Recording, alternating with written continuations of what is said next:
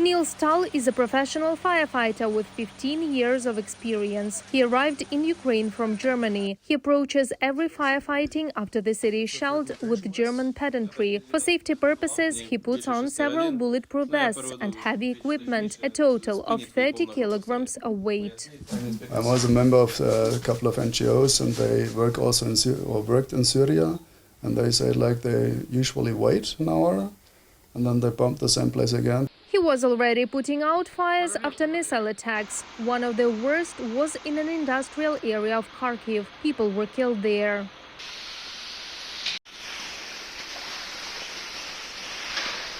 Niels saw missiles flying at the city before the fires. He took photos and videos of it and sent it to family and friends in Germany. We are in the beginning of a very stressful 3 months probably, till enough weapons from the West are here.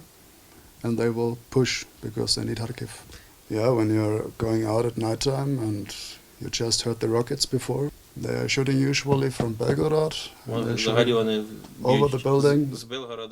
Helping Ukraine in a difficult time is the main motivation of American Jeffrey Kenzie. He arrived in Kharkiv less than a week ago. During that time, air raid sirens have been sounded numerous times and he has heard explosions. He says he hasn't been able to sleep a single night. I could sit in New York and do nothing, or I could come here and try to help.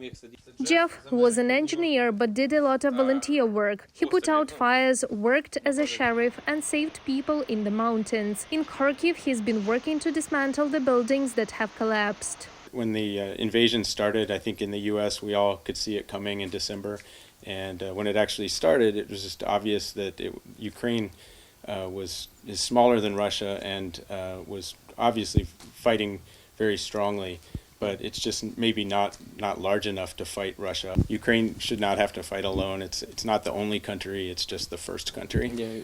Since the beginning of Russia's full-scale invasion, the work of Ukrainian rescuers has increased several times over. Sometimes there is no time to rest. Rescuers are on their feet around the clock. To make their work easier, their colleagues deliver new equipment to the fire and rescue units. Here is such a small battery, but very powerful and works easily. The tool is very powerful. It can cut anything, stretch anything. It was brought to us by a pull.